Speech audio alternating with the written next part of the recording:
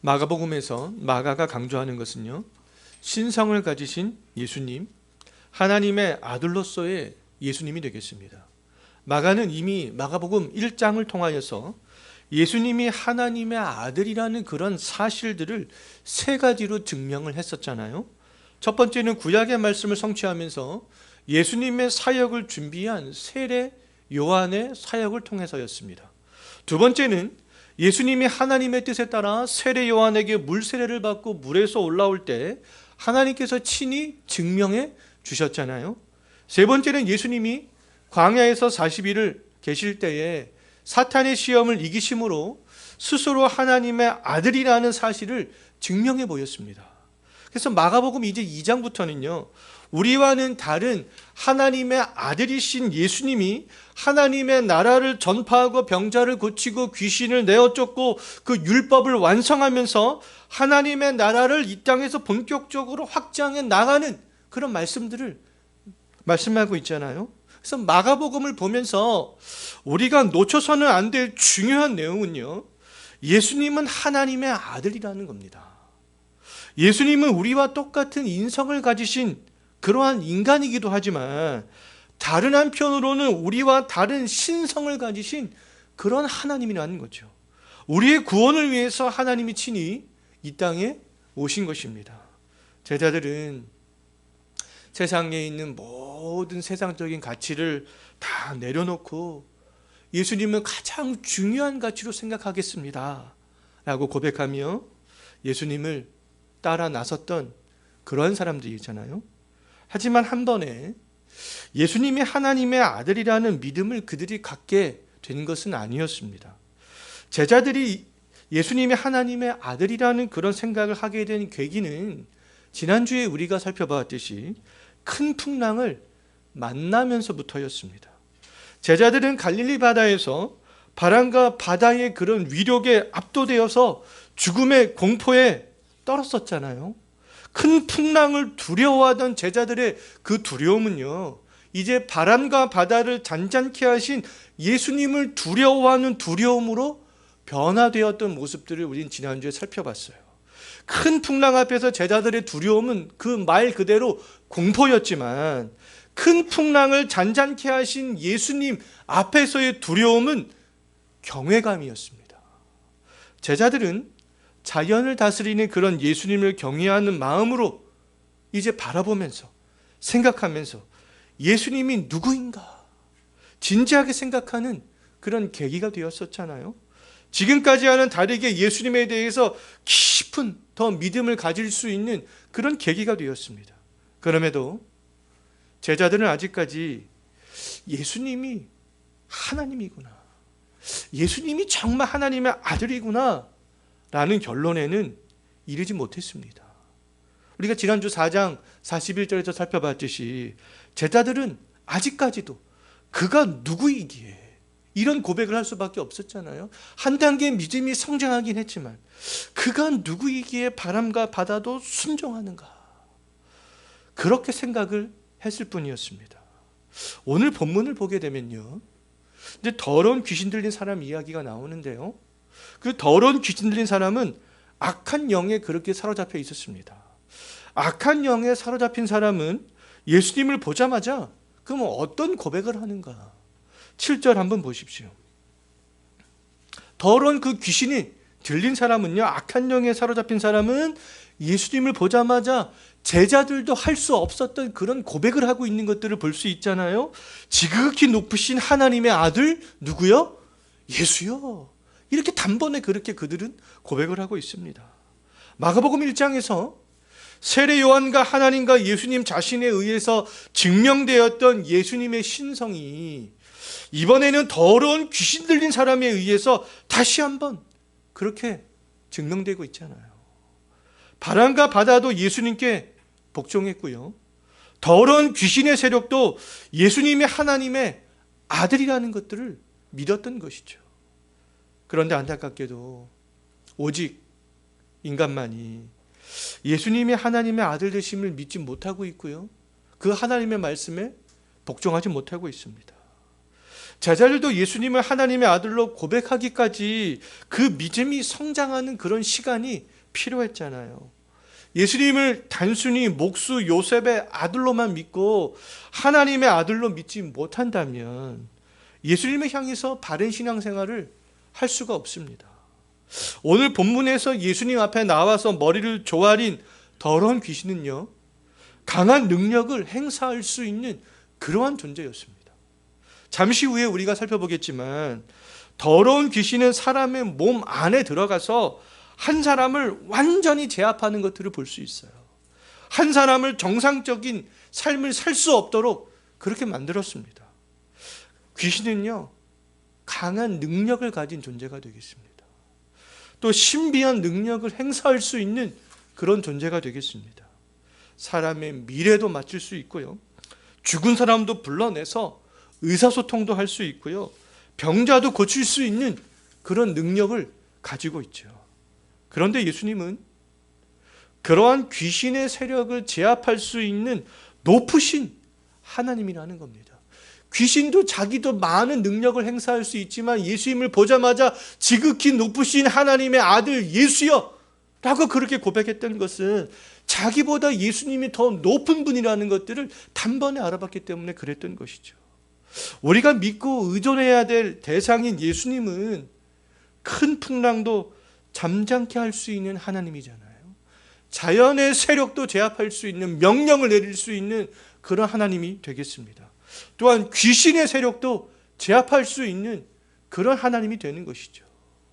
예수님께서 귀신 들린 사람의 몸속에 있던 귀신을 제압하는 일들이 그럼 어느 지역에서 일어난 일인가? 오늘 1절 한번 보십시오. 어느 지역에서 일어난 일이냐 하면 거라사인의 지방에서 일어난 일이다 라고 말하고 있습니다. 예수님과 제자들은 우리가 지난주에 살펴봤지만 큰 풍랑을 뚫고 밤새도록 노를 저어서 왔는데 그곳이 어디라는 거예요? 거라사인의 지방이라는 겁니다. 거라사인의 지방이 어디인지는 20절을 보면 좀 더 구체적으로 알 수 있는데요, 20절을 보면 데가볼리에 있는 한 지역이다라는 것을 알 수가 있습니다. 그럼 또 데가볼리는 어디냐? 라고 했을 때 우리가 그 유대, 팔레스타인의 그런 좀 지도를 좀 생각을 해볼 필요가 있어요. 예수님 당시에 그 팔레스타인 땅에는 북쪽에는 갈릴리 바다가 있었습니다. 그래서 그 갈릴리 바다에서 흘러내려온 물이 요단강을 이루었잖아요. 그 요단강을 이루는 물이 지금 현재 사해바다까지 흘러가게 되는 것이죠. 그래서 요단강을 중심으로 요단 서편과 요단 동편으로 구분되었고요, 요단강 북쪽에는 갈릴리 바다가 있었습니다. 그래서 갈릴리 바다로부터 요단 서편에는요, 어디 지역이 있었냐면 사마리아 지역이 맨 위에 있었고요, 그 다음에 우리가 잘 알고 있는 유대 땅, 그 다음에 이두메 지역이 이렇게 위치를 하고 있었습니다. 또 갈릴리 바다로부터 요단 동편 쪽은요, 맨 위에는 데가볼리 지역이 있었어요. 그 아래는 페레아 지방이 있었습니다. 그래서 거라사인의 지방은 그러면 갈릴리 바다 동편이면서 요단강 동편에 위치한 데가볼리 지역에 위치를 하고 있었던 것이죠. 요단 동편은 그런데 어떤 곳이냐 하면 여호수아 때에 므낫세 반지파와 르우벤 지파와 갓 지파가 차지했던 그런 지역이었습니다. 근데 이 요단 동편은요, 사사시대와 열왕기 시대를 거치면서 이민족이 침입이 굉장히 빈번했던 그런 지역이 되겠습니다. 또 이미 많은 이방의 족속들이 자리를 잡고 살았던 그런 지역이 되겠어요. 예수님이 제자들과 함께 풍랑을 뚫고 도착한 그러면 데가볼리의 거라사인의 지방은 유대 민족이 아닌 이방 족속들이 살던 지역이라는 것을 알 수 있습니다. 오늘 본문도 거라사인의 지방이 이방 족속이 살았던 지역이라는 것들을 보여주는데요, 거라사인의 지방에 그럼 무엇이 있었는가를 통하여서 우리는 알 수 있습니다. 11절 한번 보십시오. 11절을 보게 되면 거라사인의 지역에 무엇이 있었습니까? 큰 돼지떼가 있었잖아요. 그럼 유대인에게 있어서 돼지는 부정한 짐승이었어요. 유대인들은 부정한 짐승인 돼지를 먹지도 않습니다. 키우지도 않습니다. 예수님께서는 그러면 하나님의 나라를 증거하기 위해서 이방인들이 주로 거주하고 있었던 거라사인의 지방으로 가셨던 것이죠. 하나님이 아브라함에게 한 약속인 내가 내게 큰 복을 주고 내 씨가 크게 번성하여 하늘의 별과 같고 바닷가의 모래와 같게 하리니 내 씨로 말미암아 천하 만민이 복을 받으리라.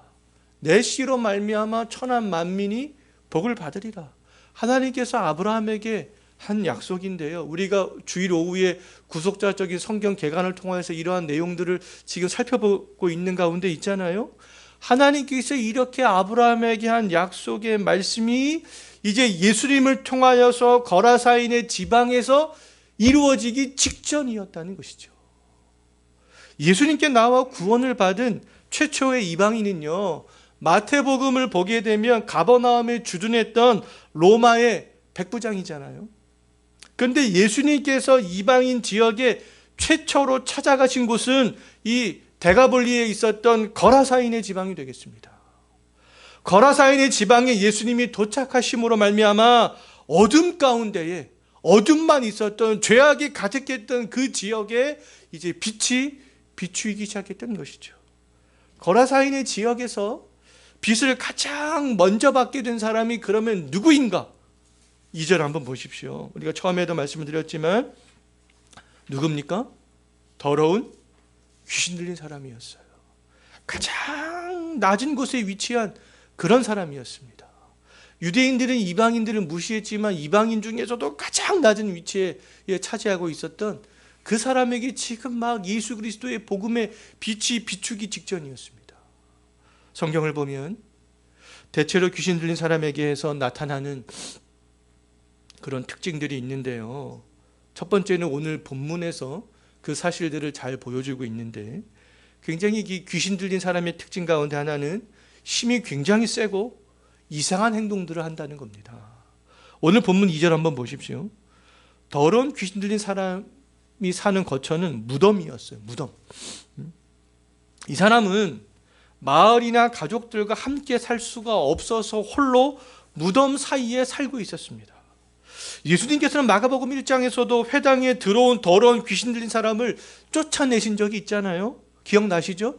이 마가복음 1장에서 회당에 들어온 이 귀신 들린 자와는 달리 이 마가복음 5장에 나오는 이 귀신 들린 사람은요, 마을 공동체에서 떨어져서 홀로 그렇게 살아가야 할 만큼 귀신 들림의 정도가 굉장히 심했던 것입니다.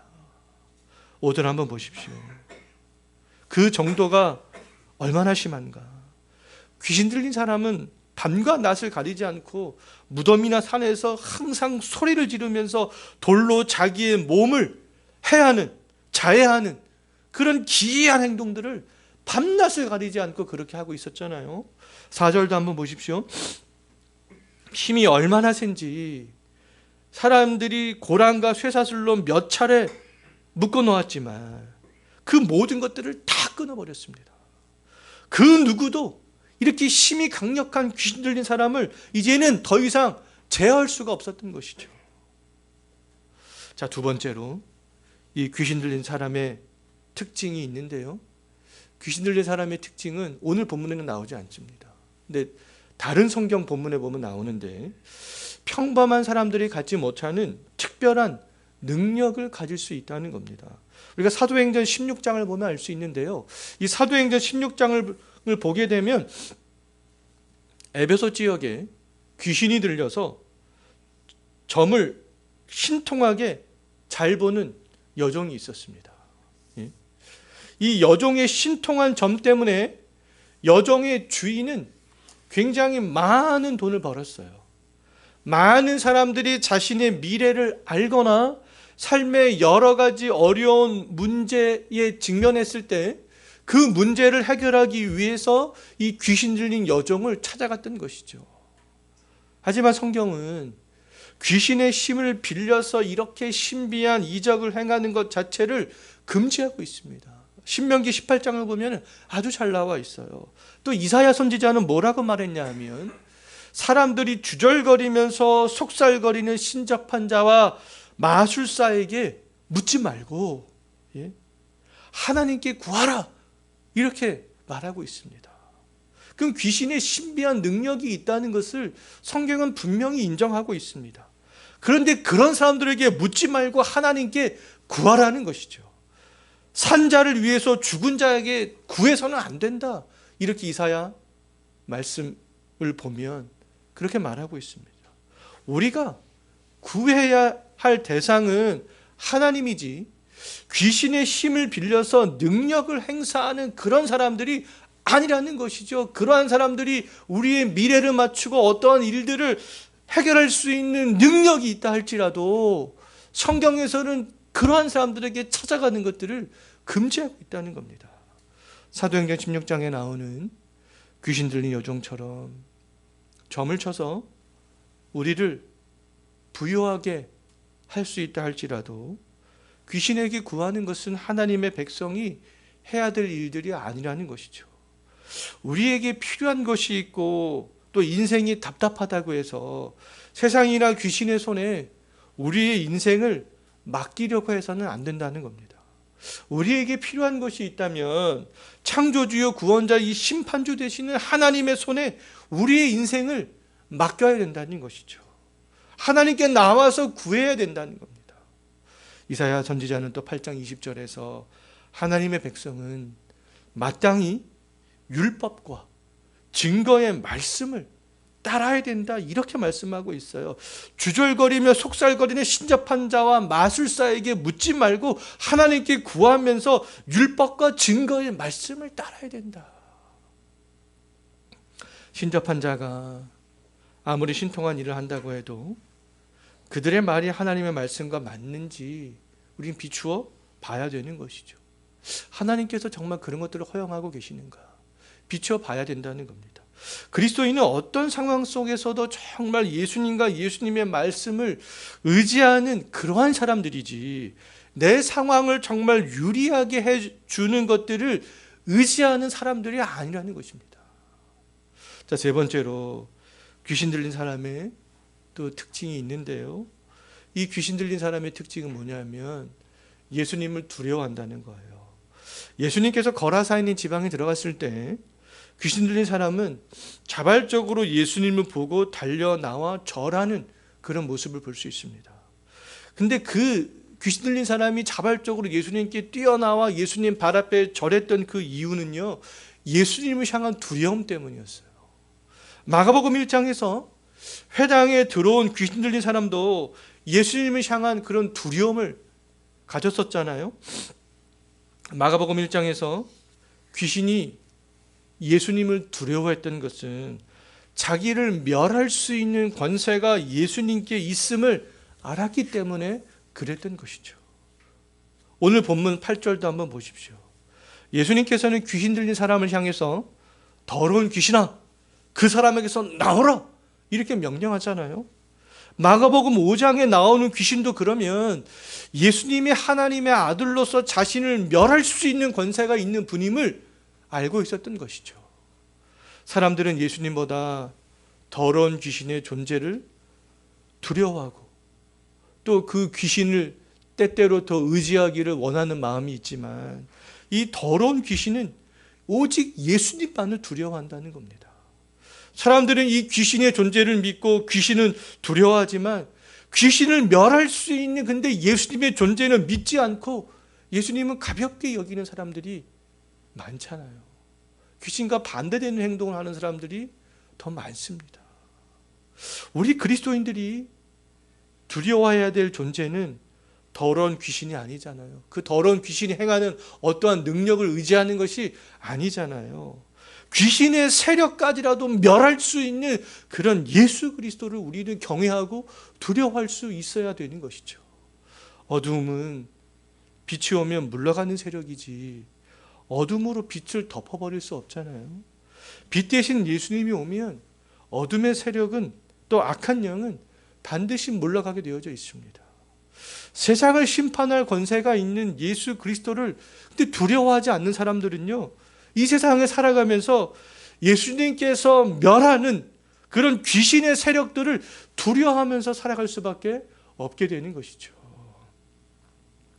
더러운 귀신은 사람을 괴롭게 하고 많은 능력을 행사하기도 하지만, 근데 이 더러운 귀신도 예수님께 원하는 것이 있었어요.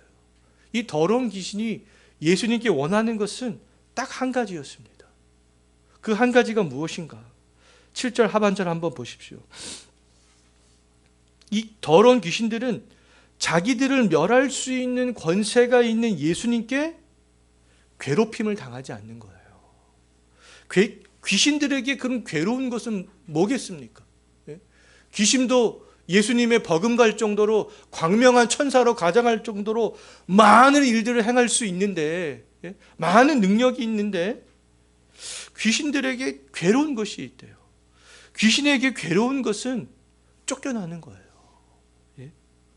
자기들이 활동할 수 있는 터전이 없어지는 겁니다. 귀신이 아무리 능력이 많으면 뭐 하겠어요? 예수님께서 이 더러운 귀신아 그 사람에게서 나오라 명령하면 더 이상 그 사람에게서 활동을 할 수 없는데요. 10절을 한번 보게 되면 귀신들은 계속해서 활동하기를 원했어요. 어디서 활동하기를 원합니까? 거라사인의 지방에서 활동하고 싶어 했다는 거예요. 계속해서 그 더러운 귀신 들린 사람의 몸속에서 활동하기를 원했다는 겁니다. 이제 예수님께서는 그 귀신의 소망을 들어주지 않잖아요. 8절 보십시오. 예수님께서는 거라사인의 지방에서 귀신 들린 사람을 향해서 그 사람에게서 나오라. 더 이상 예수님께서는 그 귀신들이 그 한 사람에게 들어가 그 사람의 인격을 망가뜨리는 그런 일들 하는 것들을 허락하지 않으셨다는 것이죠. 예수님께서는 귀신의 세력이 더 이상 그 사람에게서 활동하는 것을 허락하지 않으셨을 뿐만 아니라 거라사인의 지방에서 활동하는 것을 허락하지 않으셨습니다. 이처럼 귀신의 세력이 한 사람의 인격을 제압할 만큼 어떤 신비한 능력을 행할 수 있을 만큼 강력하다 할지라도 예수님의 허락하에서만 그 귀신은 활동할 수 있다는 거예요. 예수님의 허락 없이는 활동할 수 없는 존재가 귀신이 되겠습니다. 귀신은 예수님이 명령하면 순종할 수밖에 없는 그런 존재라는 것이죠. 구절을 보게 되면 예수님의 권세 아래 철저하게 제압당해 있는 그런 귀신의 약한 모습을 볼 수 있습니다. 예수님께서 예수님의 권위를 가지고 귀신을 멸할 수 있는 그런 권위를 가지고 내 이름이 뭐냐? 이렇게 귀신에게 묻잖아요. 귀신은 예수님의 그 권위에 눌려서 자기를 멸할 수 있는 분임을 알고 예, 제 이름은 군대입니다. 이렇게 순종적으로 대답하는 것을 볼 수 있어요. 당시 로마 보병의 군대 단위가 6,000명이었다고 그래요. 그럼 귀신은 로마의 군대의 그 단위를 연상을 시키면서 자기들의 수가 아주 많이 있다라는 것들을 지금 강조하고 있는 겁니다. 최소 우리의 수는 수천입니다. 아주 많은 귀신들이 한 사람에게 지금 들어가 있었던 것이죠. 귀신은 거라사인의 지방에서 근데 더 이상 활동할 수 없게 되자 예수님에게 다시 한번 간청합니다. 그것이 귀신들이 예수님 앞에서 할 수 있는 최선의 것이었어요. 귀신들이 예수님께 그러면 어떤 간청을 다시 한번 하는가? 12절 한번 보십시오. 어떤 간청을 합니까? 우리를 돼지에게 보내어 돼지에게로 들어가게 해달라. 이런 간청을 하잖아요. 귀신들은 정말 할 수만 있다면 조금이라도 더 자기들이 활동하기를 원했던 거예요. 그런 시간을 갖기를 원했던 것입니다. 예수님께서 귀신들의 간청을 허락하자마자 거라사인의 지방에서 한 사람을 괴롭히면서 이상 행동을 유발시켰던 그런 귀신들은 돼지떼에게 즉시 들어가게 되죠. 귀신들이 이제 돼지떼에게 들어가자 이번에는 약 2,000마리나 되는 돼지떼가 이상 행동을 막 하기 시작합니다. 돼지떼가 어떤 이상 행동을 하는지 13절 한번 보십시오. 돼지떼에게 귀신이 들어가자마자 약 2,000마리나 되는 돼지떼가 바다를 향하여서 비탈길로 내리다라 그냥 몰살해버리는 것이죠. 지금도 귀신의 세력은 활동한다는 거예요. 그건 성경이 인정하고 있는 겁니다. 귀신의 소망은 그런데 사람이 되었든지 동물이 되었든지 그 속에 들어가서 활동하고 싶어 한다는 거예요. 거처를 얻고 싶어 하는 것이 귀신의 특징 가운데 하나가 되겠습니다. 로이드 존슨 목사는요, 에베소서 6장을 강의하면서 뭐라고 그렇게 말을 하고 있냐 하면, 자신을 통제하지 못하게 가르치는 기독교 단체의 일부와 사교들은 귀신 들림의 문을 개방하는 것이다, 이렇게 말하고 있어요. 귀신들이 활동할 수 있도록 문을 활짝 여는 것이라는 것이죠. 어떤 행동들이요? 자기 자신을 스스로 통제하지 못하게 하는 그런 행동들이 귀신이 활동하기에 좋게 만든다는 거예요. 개인의 이해력과 어떤 분별력들을 포기하고 자기 주도적인 통제력을 버리는 순간 자신을 가장 위험한 상태로 밀어넣는 것이다, 이렇게 말하고 있습니다. 오늘날 귀신들의 장난인 강신술이 교회 안에도 지금 침투해 들어와 있다, 이렇게 말하고 있습니다. 예수님께서 귀신을 내어 쫓을 때, 또 예수님께서 제자들에게 귀신을 내쫓는 권세를 주셨을 때, 그리고 제자들이 사역을 하고 사도 바울이 귀신을 내쫓고 사역을 할 때에도 성경을 보게 되면 그들은 단 한 번도 자기 주도적인 어떠한 통제력들을 버린 적이 없어요. 버린 적이 없습니다. 이성을 잃게 하고 자기 통제력을 상실한 그런 신비한 현상들은 귀신의 장난일 가능성들이 상당히 농후하다는 것이죠. 어떤 성령의 형상을 강조하는 교회일수록 막 이성을 잃어버리게 하는 그런 행동들을 막 유발시키잖아요. 그런 현상은 귀신의 장난일 가능성이 굉장히 농후하다는 겁니다. 성경은 이성을 버리라고 말하고 있지 않다는 거예요. 귀신들은 잠깐이라도 더 활동할 수 있는 그런 돼지떼에게 들어가 이상한 행동을 일으키면서 돼지떼를 몰살시켰지만, 귀신들은 거라사인의 지역에서 더 이상 활동을 할 수 없게 되었어요. 예수님께서는 그 거라사인의 지역에서 사탄의 세력들을 완전히 제압해 버리셨습니다. 우리가 신앙생활하는 그런 목적과 방향성은 예수님을 닮아가는 데 있죠. 로이드 존슨 목사가 말했듯이 자기 통제력을 잃은 상태에서 귀신의 힘을 빌어서라도 어떤 신비한 현상을 체험하는 것이 우리가 신앙생활하는 목적과 방향성이 아니라는 겁니다. 귀신의 힘을 빌어서 세상에서 성공하는 것이 아니라는 것이죠. 나의 통제력을 잃어버려도 좋으니 어떤 신비한 체험을 경험하려고 하는 사람들과 귀신의 힘을 빌어서라도 세상에서 성공하기를 바라는 사람들은 귀신들이 활동할 수 있는 그런 터전을 만들어주는 것이다 라고 말할 수 있습니다. 자, 예수님의 사역으로 말미암아 하나님의 나라가 최초로 거라사인의 지방에 전파되었을 때, 그 거라사인의 지방에 살던 사람들이 보인 반응이 극명하게 나눠지는데요, 그 사람들이 보인 반응은 두 가지입니다. 한 가지 반응은 거라사인의 마을에 살던 대다수 사람들의 반응인데요, 그 사람들이 예수님께 보인 반응이 어떤 반응인가? 17절 한번 보십시오. 예수님을 향해서 뭐라고 말합니까? 떠나달라, 이렇게 간구하잖아요. 예수님께 떠나달라고 간구한 이유가 그럼 무엇 때문이었는가? 15절 한번 보십시오. 두려움 때문이었어요. 두려움. 그들은 귀신 들렸던 사람이 옷을 잘 차려입고 정신이 온전해진 모습을 보면서 두려워했어요. 예수님을 통해서 한 사람이 구원을 받게 되었지만 그 사람들은 거라사인의 지방에 살던 대다수의 사람들은 하나도 기쁘지 않았던 것이죠. 그들은 몰살당한 돼지 2,000마리를 죽음으로 몰아넣고 온전해진 한 사람을 받아들일 수가 없었던 것이죠. 그들은 예수님께서 계속적으로 자기 지방에 머물러 계실 때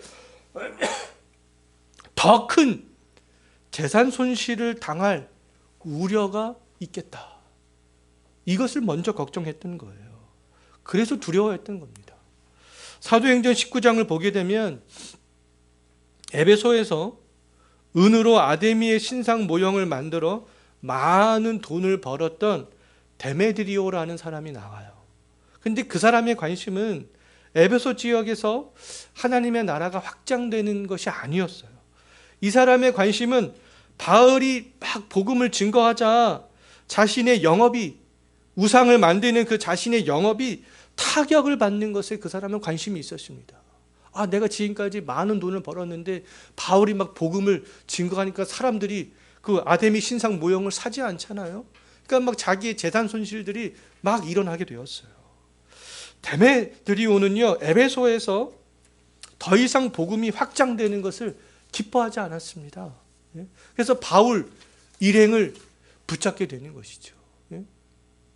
거라사인의 지방에 살던 사람이나 에베소에 살던 데메드리오나 오늘날 세상 사람들의 관심은 동일한 점이 많다는 거예요.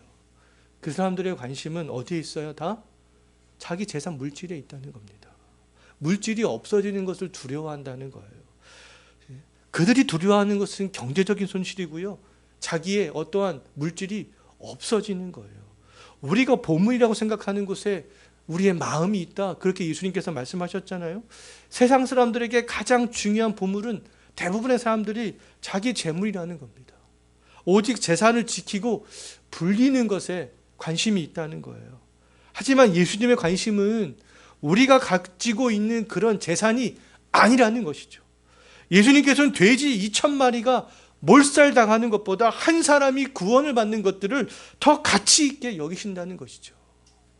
재산을 제일의 가치로 여기는 사람은 예수님과 함께 있는 것이 기쁘지 않기 때문에, 더 많은 재산 손실을 당할 우려가 있기 때문에 예수님을 향하여서 떠나주십시오라고 말할 수밖에 없었던 것이죠. 저도 가끔 주변에 있는 사람들에게, 상인들에게 이렇게 만나서 좀 이렇게 말씀에 대해서, 복음에 대해서 이야기하면서 증거를 할 때가 있는데요. 그러다 보면 한결같이 돌아오는 대답은 똑같습니다. 그 사람들이 한결같이 한 사람도 빼놓지 않고 동일하게 대답하는 것은 먹고 사는 문제예요. 먹고 살기 위해서 주일에 가게 문을 열 수밖에 없다. 그래서 교회에 갈 시간이 없다. 열이면 10명 다 이렇게 얘기합니다. 거라사인의 지방에 살던 사람들과 동일한 대답이었던 것이죠. 그들의 마음에는 바람과 바다를 꾸짖어 잔잔케 하시고 더러운 귀신의 세력을 제압하시는 하나님의 아들이신 예수님에 대해서 생각할 여력이 없는 것입니다. 하나님의 나라가 확장되는 거 관심이 없어요. 내 재산이 얼마만큼 많이 늘어나나 없어지나 거기에만 관심이 있다는 것이죠. 근데 우리가 해야 되는 일들은 내 재산이, 내가 가진 물질이 조금 없어진다 할지라도, 더 많은 돈을 벌지 못한다 할지라도, 벌 수는 있으나 벌지 못한다 할지라도 하나님의 나라가 확장되는 것에 관심을 가져야 된다는 거예요. 예수님과 함께 하나님의 나라가 확장되는 것을 경험하게 될 때만이 예수님을 떠나기를 바라지 않고 예수님과 함께하기를 원하게 되는 것이죠. 그렇지 않으면 예수님과 함께하는 것이 기쁘지가 않습니다.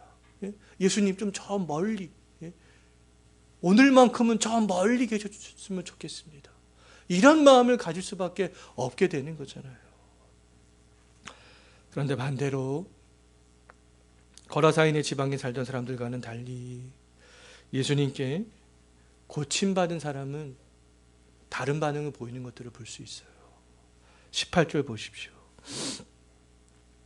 하나님의 나라를 정말 경험한 사람답게 예수님과 함께 있기를 간구하는 것을 볼 수 있잖아요.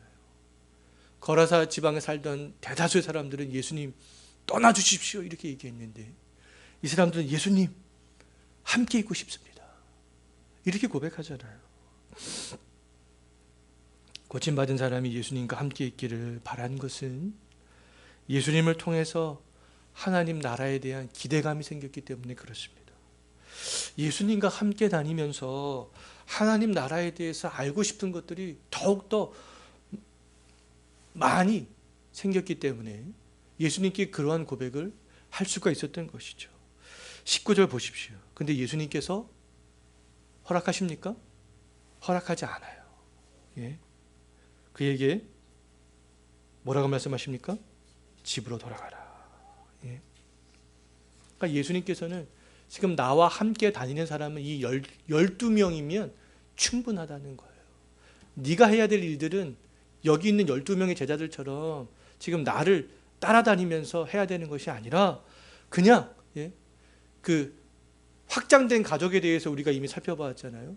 그 사람들처럼 너의 삶의 터전에서 하나님의 나라를 증거하는 것이다. 이렇게 예수님께서 말씀하신 것이죠. 예수님께서는 거라사인의 지방에서 고침받은 사람들에게 그 사람에게는 다른 사명을 주신 거예요. 그가 받은 사명은 집에 돌아가서 가족에게 내가 고침받은 것을 알리는 거였습니다. 예수님께서는 이방인들이 살았던 이 거라사인의 지방에 더 넓게는 데가볼리에 고침받은 그 사람을 통하여서 하나님 나라의 복음이 더욱더 확장되어져 나가기를 기대했던 것이죠. 고침받은 사람은요, 20절 보십시오. 예수님의 말씀에 순종하여서 이제 데가볼리 지역을 다니면서 예수님께서 자기에게 행하신 놀라운 일들을 증거하고 다니기 시작합니다.